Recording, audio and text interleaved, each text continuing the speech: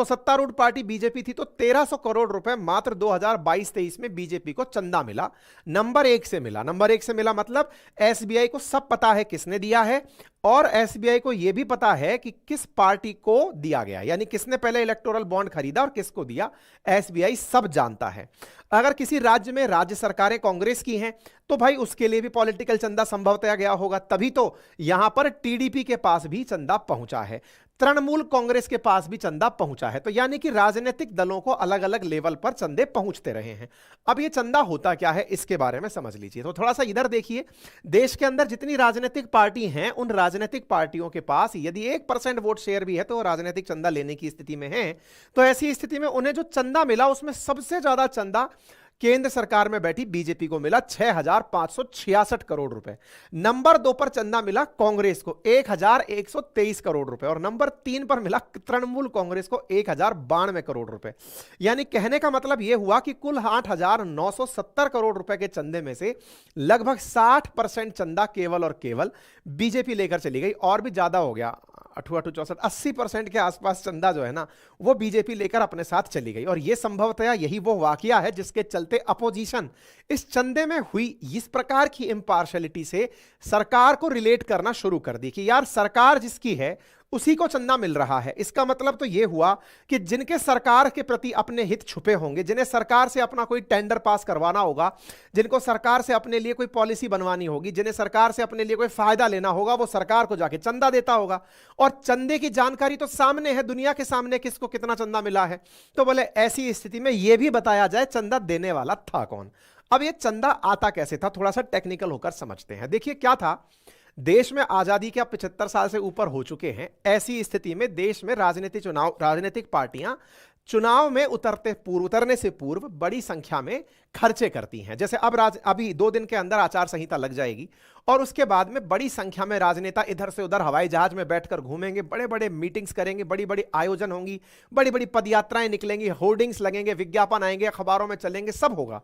और यह बिना पैसे के नहीं होता है।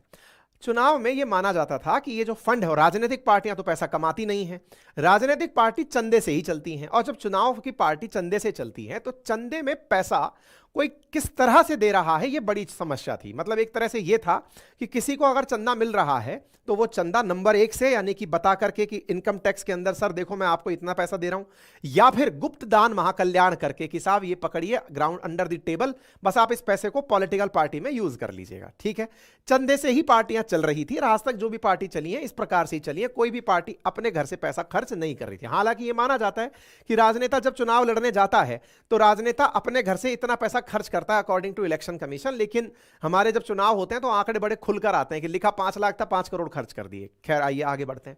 ऐसी स्थिति में साल 2018 में एक प्रक्रिया शुरू की गई तत्कालीन वित्त मंत्री अरुण जेटली जी के द्वारा, जिन्होंने कहा कि राजनीतिक फंडिंग में पारदर्शिता आए कि किसने किसको फंडिंग दी और यह माहौल साफ सुथरा हो जाए, इसके लिए एक बॉन्ड का सिस्टम जारी कर देते हैं। और बॉन्ड के सिस्टम में यह कहा गया कि अगर किसी व्यक्ति को बॉन्ड खरीदने हैं तो वो एसबीआई, जो कि भारत की सबसे बड़ी सरकारी बैंक है, उसकी मात्र 29 शाखाओं से ही मिलेंगे, साल में 4 बार ही मिलेंगे। और ऐसी स्थिति में वो जो बॉन्ड मिलेंगे वो अलग अलग बॉन्ड उसमें वैल्यूज में होंगे, 1000 रुपए के बॉन्ड में 5000, इस प्रकार से वैल्यू में होंगे।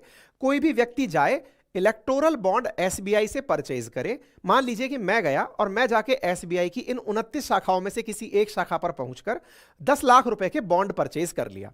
अब यहां से मुझे जब बॉन्ड परचेज करना था तो एसबीआई में मैंने अपनी सारी डिटेल्स दी, पहले भर करके दी, जिसे केवाईसी कहते हैं, नो योर कस्टमर, कि आप कौन हैं, आप कितने रुपए का बॉन्ड परचेज करना चाहते हैं। तो मैंने अपनी जानकारी दी और बॉन्ड परचेज कर लिया। अब यहीं से सारी प्रक्रिया को समझिएगा। मैंने 10 लाख रुपए का बॉन्ड परचेज किया तो एसबीआई में मेरा पूरा डिटेल चला गया कि इस व्यक्ति ने 10 लाख रुपए का बॉन्ड परचेज किया है। यह एक डेटा है जो एसबीआई के पास जाके जमा हो गया। एसबीआई की ये 29 शाखाएं इस डेटा को यहां से उठा करके एसबीआई की जो मुंबई में हेड क्वार्टर वाली ब्रांच है ना, हेड ब्रांच जो है, वहां पर भेज देती है। यानी ये 29 शाखाएं अपनी ये सारी डिटेल उठाकर मुंबई भेज दी। नंबर 1 पॉइंट क्लियर हुआ। अब पॉइंट नंबर 2 समझिए। पॉइंट नंबर 2 ये है, अब मैंने बॉन्ड ले लिया, अब मैं बॉन्ड लेकर के किसी एक पार्टी के पास, जिस पार्टी का नाम मान लीजिए XYZ पार्टी है, चाहे मैं बीजेपी के पास, चाहे मैं कांग्रेस के पास, चाहे मैं टीडीपी के पास, किसी भी पार्टी के पास गया और जाकर के मैंने अपना पैसा उस पार्टी को दिया कि सर ये पकड़िए, मैं आपको ये पॉलिटिकल फंडा दे रहा हूं, मतलब चंदा दे रहा हूं इलेक्टोरल बॉन्ड के रूप में, दे दिया साहब। अब मैंने वो बॉन्ड पकड़ाया है पार्टी को, पार्टी अब उस बॉन्ड को लेकर के बैंक वापस जाएगी। अब यहां पर ध्यान से समझने वाली बात क्या है, इसको मतलब यहीं पर आज का जो सारा खेला है ना, ये खेला समझ में आने से पूर्व आपको ये कहानी क्लियर होगी, तभी जाकर के इस पूरे मामले में इंटरेस्ट बचा रहेगा आपका। मतलब एसबीआई से एक व्यक्ति ने, जो भी XYZ, मान लीजिए ये मैं खुद हूं, इसने 10 लाख रुपए का बॉन्ड परचेज किया। 10 लाख का बॉन्ड परचेज करने के बाद एक प्रक्रिया समझिएगा, 10 लाख का बॉन्ड ले चुका हूं मैं। अब मैं किसी राजनीतिक पार्टी के पास गया। अब जब मैं किसी पॉलिटिकल पार्टी के पास गया तो पॉलिटिकल पार्टी को तो पता है कि मैं कौन हूं।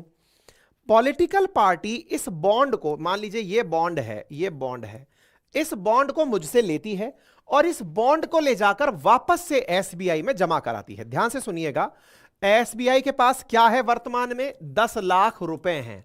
मेरे पास क्या है? मेरे पास एक बॉन्ड है। यह बॉन्ड मैंने किसको दिया था? राजनीतिक पार्टी को दिया था। राजनीतिक पार्टी इस बॉन्ड को लेकर के पहुंचती है एसबीआई के पास। एसबीआई क्या कर रही है? एसबीआई इस 10 लाख रुपए को यहीं से उस राजनीतिक पार्टी के अकाउंट में ट्रांसफर कर दे रही है। कौन सी पार्टी के अकाउंट में ट्रांसफर कर दे रही है? जिसको ये पॉलिटिकल इलेक्टोरल बॉन्ड मिला था। अब उदाहरण के लिए मान लीजिए मैंने 10 लाख रुपए का बॉन्ड पॉलिटिकल पार्टी को पकड़ाया। अब मेरे पास में ऑप्शन ए था, बीजेपी को पकड़ाया क्योंकि सबसे ज्यादा बॉन्ड मतलब इन्हीं को मिला है।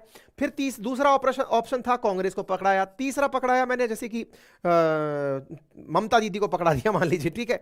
अच्छा, तो अब ऐसी स्थिति में हमने इन सबको बॉन्ड पकड़ा दिए, पैसे पकड़ा दिए, बॉन्ड पकड़ा दिए। अब हो क्या रहा है ना इस पूरी गणित में, मैं जब यहां पर बॉन्ड देने जाता हूं तो एसबीआई को तो पता है कि किस व्यक्ति को कौन सा बॉन्ड दिया गया है। मतलब व्यक्ति ने पॉलिटिकल पार्टी को देकर के बॉन्ड अपना जिम्मेदारी निभा दिया, लेकिन इसकी अलग डिटेल एसबीआई ने मेंटेन करी। कौन सी चीज की डिटेल? कि भाई एक्स नामक बॉन्ड आया था और वो बीजेपी को मिला या वो कांग्रेस को मिला, यानी कि जिस भी पार्टी को बॉन्ड मिला है उसका इन्होंने अलग अकाउंट मेंटेन किया। ध्यान से सुनिएगा, एसबीआई ने 2 प्रकार के खाते बनाए। एक खाता वो बनाया जिसमें कौन व्यक्ति बॉन्ड खरीद रहा है यह जानकारी थी, कि कौन व्यक्ति बॉन्ड खरीदा इसकी जानकारी। और दूसरा इन्होंने अलग खाता बनाया जिसमें यह था कि यह बॉन्ड कौन सी राजनीतिक पार्टी को दिए गए। ठीक है, बॉन्ड एक ही था लेकिन वो किसी को भी दिया जा सकता था। हो सकता है 50 बॉन्ड निकले थे, कोई किसी को दे दिया, कोई किसी को दे दिया। अब जब किसी राजनीतिक पार्टी को बॉन्ड दिया गया तो एसबीआई के पास वो डेटा भी है। ये वाला डेटा भी एसबीआई ने मुंबई ब्रांच में अपने भेजा हुआ है। तो यानी मुंबई ब्रांच में 2 प्रकार के डेटा हैं कि कितने बॉन्ड किस व्यक्ति ने खरीदे, एक, कौन सी राजनीतिक पार्टी को बॉन्ड दिए गए, 2। ये 2 डेटा बैंक के पास में हैं। लेकिन एसबीआई कोर्ट में जाकर याचिका लगाती है कि श्रीमान, हम आपको जानकारी तत्काल प्रभाव से नहीं दे सकते, हमें 30 जून तक का समय चाहिए। एसबीआई ने कहा कि यार एक बात बताओ, आपके पास आपके मुंबई हेडक्वार्टर में सारी जानकारियां हैं, यह भी पता है किसने लिया, यह भी पता है किसको दिया, तो आप पब्लिक क्यों नहीं कर रहे? तो फिर एसबीआई का तर्क सुनिए यहां पर, जो बड़ा इंटरेस्टिंग है। एसबीआई ने कहा कि माना हमारे पास दोनों डेटा हैं, किसने लिया यह भी है, किसको दिया यह भी है, लेकिन एक यही व्यक्ति था जिसका ही बॉन्ड यहां दिया गया है, यह डेटा मैच करना पड़ेगा सर। फिर से सुनिए, अंकित अवस्थी ने बॉन्ड परचेज किया, मिस्टर ए ने, मिस्टर बी ने, मिस्टर सी ने बॉन्ड परचेज किया। यह डिटेल है हमारे पास कि इन व्यक्तियों ने बॉन्ड परचेज किया। आप अभी चाहते हैं तुरंत दे सकते हैं हम। नंबर 1 यह डेटा है। नंबर दूसरा, किस राजनीतिक पार्टी को कितना पैसा मिला, यह डेटा भी है। अरे वो तो पब्लिक डोमेन में आ ही रखा है, पब्लिक डोमेन के अंदर ये तो आ ही रखा है ना, बीजेपी को कितना मिला, कांग्रेस को कितना मिला, किसी पार्टी को कितना मिला, सर वो भी आ रखा है। पर एक्स व्यक्ति यानी अंकित अवस्थी का ही पैसा इसको गया है, यह बताने में हमें टाइम लगेगा सर। अब पता नहीं कितने लोग इस पेज को पकड़ गए, इस पेज को पकड़ गए तो खेल को पकड़ गए। जो लोग खुश हो रहे थे इस बात में कि हां एसबीआई के नाम पर अब यह पता चल जाएगा कि यहां पर बीजेपी को किस आदमी ने कितना चंदा दिया, वो जो आदमी की खोज में अपोजिशन खुश है ना कि सीधे नाम लिया जाए, अडानी ने कितना पैसा दिया, अंबानी ने कितना दिया, ये जानकारी अभी भी नहीं आएगी। मैं पहले ही बता दे रहा हूं, जो लोग अति उत्साह में हैं कि भाई एसबीआई, बहुत सारे लोग जो है सुप्रीम कोर्ट वाह के जिम्मेदार वो लगा रहे हैं, लेकिन जब इस आंकड़े को गंभीरता से पढ़ोगे तो रीड बिटवीन लाइन में एक लाइन छूट गई है, और वो लाइन मैं जज कर चुका हूं, 2-4 लोग और हैं जो जज कर लिए, आप भी कर जाएं तो बताइएगा। मैं क्या कह रहा हूं, किस व्यक्ति ने खरीदा, यानी कल को अडानी नाम से ले लो, अडानी ने इतने करोड़ के इलेक्टोरल बॉन्ड खरीदे, ये कल एसबीआई बता देगी साहब इलेक्शन कमीशन को। इलेक्शन कमीशन 15 तारीख को जनता को बता देगा अडानी ने इतने करोड़ के पॉलिटिकल बॉन्ड खरीदे, इलेक्टोरल बॉन्ड खरीदे। नंबर 1 हो गया यहां तक साफ मामला। अच्छा, इलेक्शन कमीशन 15 मार्च की शाम तक यह भी बता देगा कि बीजेपी को इतने करोड़ रुपए का इलेक्टोरल बॉन्ड मिला, या कांग्रेस को इतने करोड़ रुपए का इलेक्टोरल बॉन्ड मिला, जो कि पहले से मार्केट में है।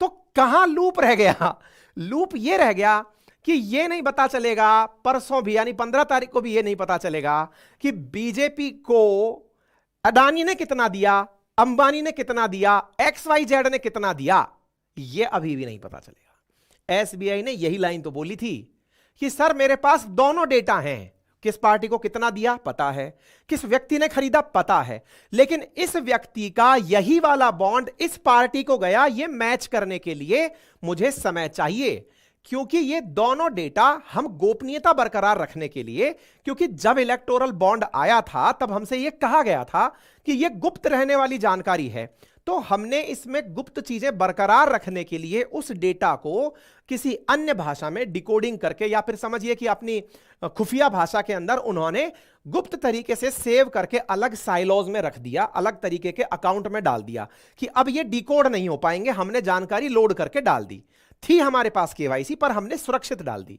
हमने ये भी डाल दी कि किस बैंक के पास गया, मतलब किस पार्टी के पास गया, वो भी अलग से डाल दी।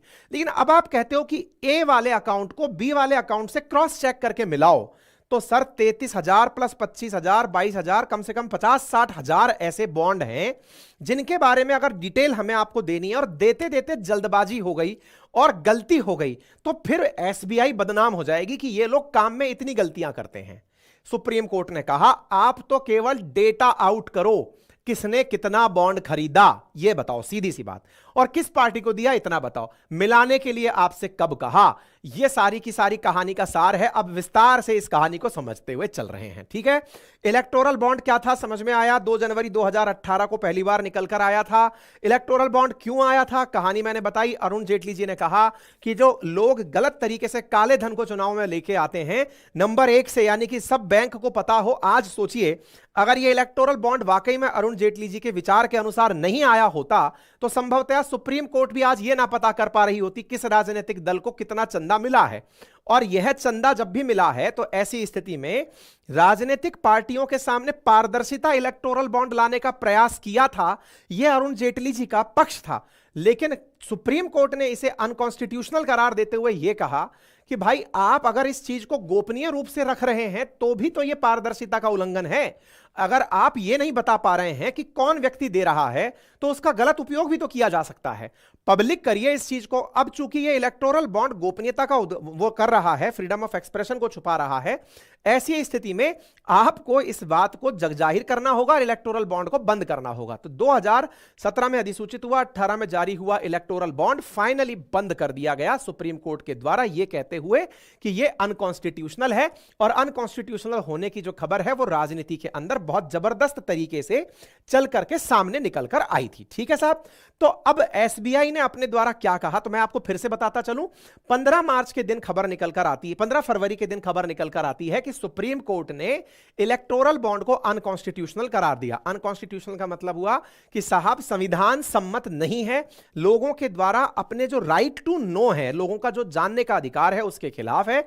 ऐसी स्थिति में आप लोगों को बताएं किसने किसको कितना चंदा दिया। कुल मिलाकर के अब चाहे अपोजिशन में बैठे मल्लिकार्जुन खड़गे जी हों या फिर कोई भी व्यक्ति जो अपनी तरफ से अपोजिशन में है और जो इस घटना से बहुत प्रसन्न है, वो इस बात के इंतजार में कि 15 तारीख को राज खुलकर आएगा कि किस व्यक्ति ने किसको कितना चंदा दिया था। इंटरेस्टिंग फैक्ट तो तब होगा जब यह पता चलेगा कि जिनके नाम पर मतलब ये रिजल्ट की तरह से बातें हो रही हैं, मतलब 15 तारीख को भी एक रिजल्ट आएगा। सोचो अगर ऐसा हो जाए कि उस रिजल्ट में पता चले कि जिनके नाम पर इतनी राजनीति हो रही है कहीं उस लिस्ट में हो ही ना, और हो तो कहीं 9-10 में पायदान टाइप पर पड़े हो, वो भी एक गजब ही खेला होगा। देखते हैं 15 तारीख के बाद राजनीति क्या मोड़ लेती है। तब तक आचार संहिता लग चुकी होगी और राजनीति में इस बार इलेक्टोरल बॉन्ड गजब जेम्स बॉन्ड की तरह से धुआंधाम मचाएगा। बाकी आप इस विषय पर क्या सोचते हैं कमेंट बॉक्स में जरूर बताएं। अगर विषय वस्तु समझ में आ गई है तो अपनी राय कमेंट बॉक्स में जरूर रखें और क्या बेहतर हो सकता है यह बताएं।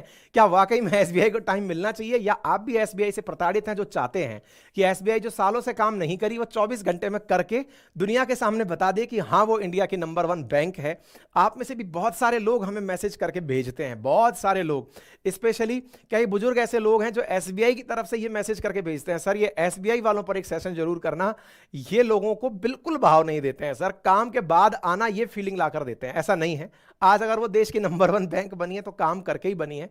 कुछ लोग होते हैं जिनकी वजह से हम लोगों को टैग कर देते हैं, लेकिन फिलहाल लोगों की सिंपैथी अगेंस्ट एसबीआई है कि भाई साहब इनसे अब काम करवाया जाएगा। और दूसरी इस बात पर है कि अपोजिशन को संभवतः 15 तारीख को वो बात पता चलेगी कि हाँ देखा मैं कह रहा था, इसने इसको फंड दिया था, ये पब्लिक हो जाएगी। होने वाला है जबरदस्त इस बार के चुनाव में घमासान। बाकी आप अपनी राय में जरूर बताएं सारी बात। फिलहाल के लिए इतना ही। और हाँ, यदि आप ये सेशन पूरा सुन चुके हैं तो चैनल को सब्सक्राइब करना बिल्कुल ना भूलें। चैनल पर नए हैं तो चैनल को सब्सक्राइब कर लें। हमारे 41.6% व्यूअर्स ने हमारे चैनल को सब्सक्राइब नहीं किया हुआ है। माननीय आपसे निवेदन है, सब्सक्राइब का एक लाल बटन है, उसे जाकर दबाइए।